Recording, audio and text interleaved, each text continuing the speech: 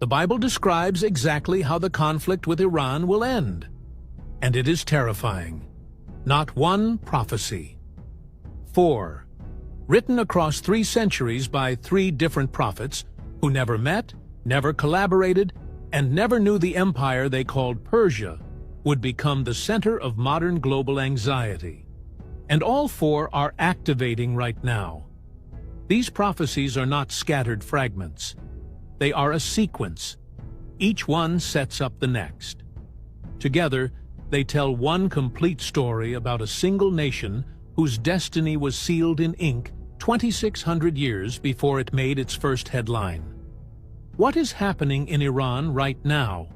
In its military, in its government, in its alliances, and in a movement exploding underground that the regime cannot stop, was already written. All of it. And it starts with a single Hebrew word in the book of Jeremiah that almost no one is talking about. Prophecy 1. I will break the bow of Elam. Everyone in the prophecy world talks about Ezekiel 38. Almost nobody talks about Jeremiah 49. But Jeremiah's prophecy is older than Ezekiel's, more geographically specific, and it targets a precision that should stop every serious student of Scripture cold. Before we examine the prophecy, we need to establish who Elam is. Ancient Elam was located in what is now the southwestern region of Iran, modern Khuzestan and Bushehr provinces, stretching along the Persian Gulf coastline. This is not a vague ancient region with no modern equivalent. This is a precisely identifiable geography. And here is the detail that locks the identification. In Daniel 8:2, the prophet Daniel received his vision while standing in Susa, in the province of Elam. The prophet was physically standing on the ground that this prophecy targets. God was not speaking in abstractions. He was pointing at a specific place on a specific map. Now, hear what Jeremiah 49:35 declares. God says, I will break the bow of Elam, the foremost of their might. The Hebrew word translated bow is kesheth. And kesheth does not mean general military strength or national power in a vague sense.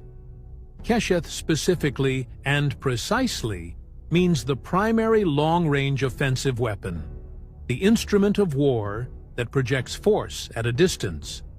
In the ancient world, the bow was the weapon that could strike an enemy before he could reach you.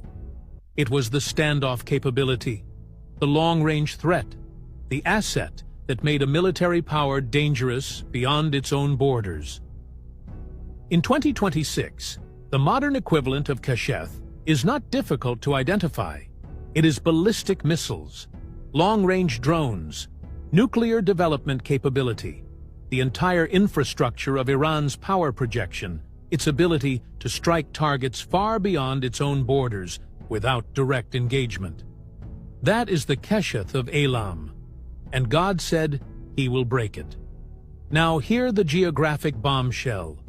The Bushehr nuclear power plant, Iran's most significant nuclear facility, the crown jewel of its nuclear program, sits directly on ancient Elamite territory.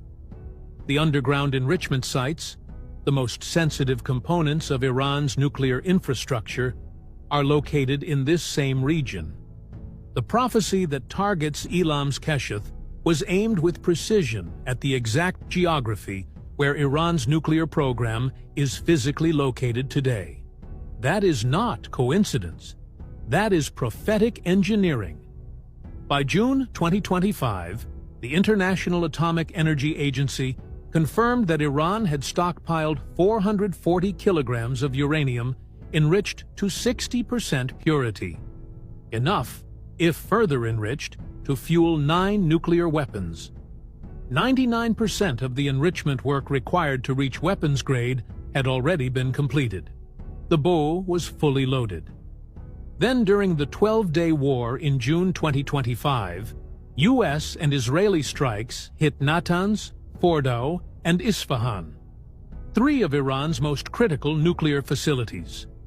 The IAEA Director General later confirmed that while significant